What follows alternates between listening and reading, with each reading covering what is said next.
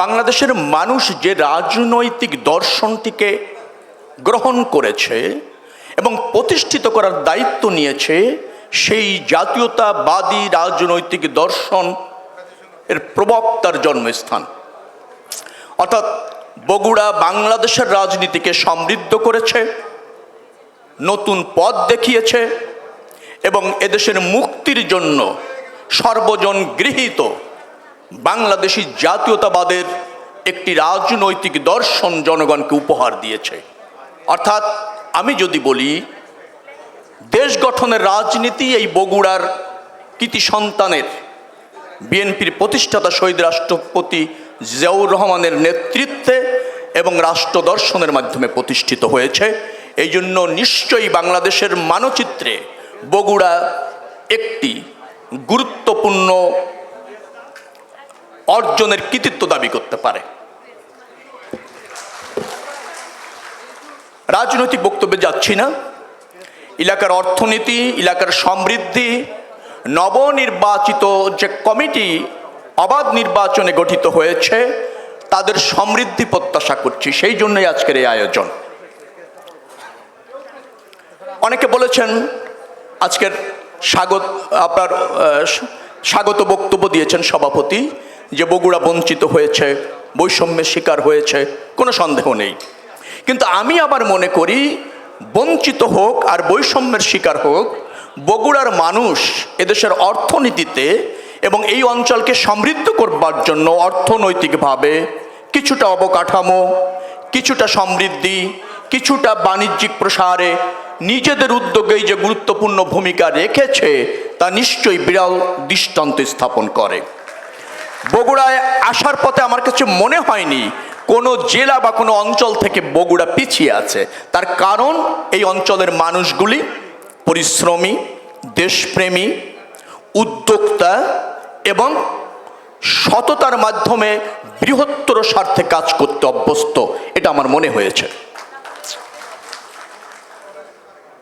আমি আপনাদের এই জাতীয়তাবাদী আদর্শের যে রাজনীতি, যেটা শুরু হয়েছিল বগুড়া থেকে, তার একজন নিবেদিত প্রাণকর্মী।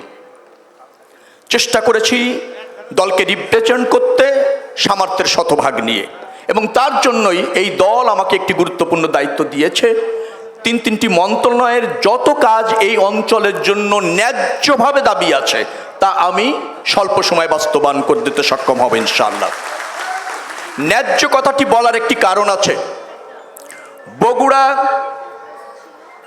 3.5 বছর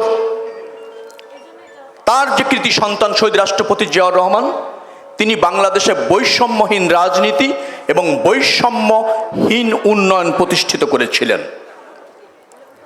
যার ফলে আমাদের রাজনৈতিক দর্শন বাংলাদেশকে সমৃদ্ধ করা রাজনৈতিক দর্শন। প্রধানমন্ত্রী তারেক রহমানের রাজনৈতিক দর্শন বাংলাদেশকে সমৃদ্ধ করে, প্রসারিত করে, সম্ভাবনাময় খাত যে অঞ্চলে যেটা আছে তাকে প্যাট্রোনাইজ করা রাজনীতি। সেই জায়গা থেকে আমার কাছে মনে হয়েছে বগুড়া লাইট ইঞ্জিনিয়ারিং হাব হিসাবে ইতিমধ্যে নিজস্ব চেষ্টায় অনেকটা প্রতিষ্ঠিত, সরকারি পৃষ্ঠপোষকতায় সেটা আরও বেগবান করে আরও বেশি সমৃদ্ধ করার সুযোগ রয়েছে। আমি আপনাদের জ্ঞাত করতে চাই,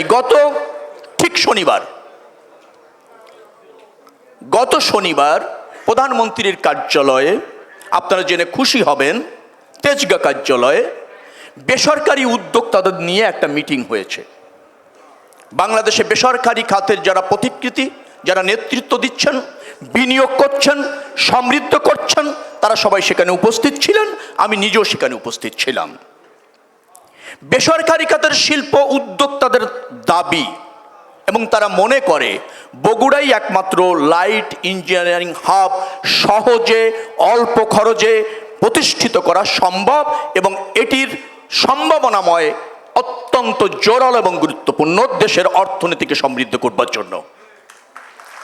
সেখানে সিদ্ধান্ত হয়েছে যে ইঞ্জিনিয়ারিং হাব এবং কৃষিভিত্তিক যে সমস্ত শিল্প রয়েছে সেটা বগুড়া এবং এই অঞ্চলে সরকারি পৃষ্ঠপোষকতায় প্রসারিত করা হবে এবং আরও বেশি বিদেশি বিনিয়োগ, দেশি বিনিয়োগ, বেসরকারি বিনিয়োগ, সরকারি বিনিয়োগ পর্যায়ক্রমে এখানে এনশিওর করা হবে, সেটা সিদ্ধান্তই হয়েছে। আমি বক্তব্য দীর্ঘায়িত করব না। আমি জানি বগুড়ার জনগণ সচেতন, রাজনৈতিক সচেতন, অর্থনীতিতে সমৃদ্ধ করবার জন্য তারা অঙ্গীকারবদ্ধ। তারা জানে প্রতিকূল পরিবেশে কিভাবে রাষ্ট্রকে ধারণ করতে হয়, তারা জানে কিভাবে সমন্বয় করে অগ্রসর হতে হয়। এটা আমার বিশ্বাস এবং আমার দেখা। অনেক বগুড়া রাজনীতিবিদের সাথে আমার ঢাকাতে বসে ইন্টারাকশন হয়েছে। তাদের কমিটমেন্ট, তাদের ভিশন, তাদের লক্ষ্য বৃহত্তর স্বার্থে কাজ করার ক্ষেত্রে একেবারে অবারিত। আমি বগুড়ার এই সেন্টিমেন্টটাকে ধারণ করতে চাই। অ্যাট দ্য সেম টাইম বগুড়ার সমৃদ্ধ করবার জন্য, উন্নয়ন করবার জন্য যে সমস্ত খাত বিকশিত হওয়ার সমূহ সম্ভাবনা আছে তাকে পেট্রোনাইজ করবার জন্য সরকার এবং আমার মন্ত্রণালয়ের দায়িত্ব থেকে যা যা করণীয় সেটা নিশ্চিতভাবে করা হবে। আজকের এই অনুষ্ঠানে অর্থাৎ Bogura chamber of commerce and industries যে নির্বাচিত পরিচালনা পরিষদ হয়েছে, তারা আগামী দিনে এলাকার বৃহত্তর স্বার্থে কাজ করবে।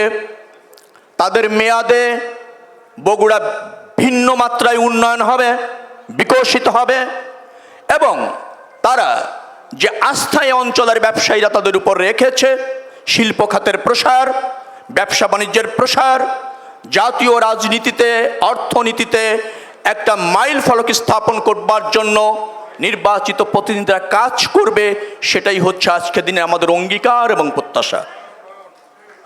আমি এই পরিচালনা পর্ষদের শুভ কামনা করছি এবং আজকের এই অনুষ্ঠানের শুভ উদ্বোধন ঘোষণা করছি।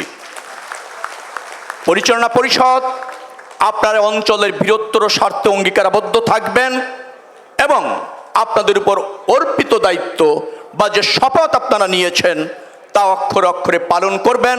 এইটা হচ্ছে রাষ্ট্রের দাবি, এই অঞ্চলের মানুষের দাবি এবং আজকে উপস্থিত হয়ে আমার প্রত্যাশা।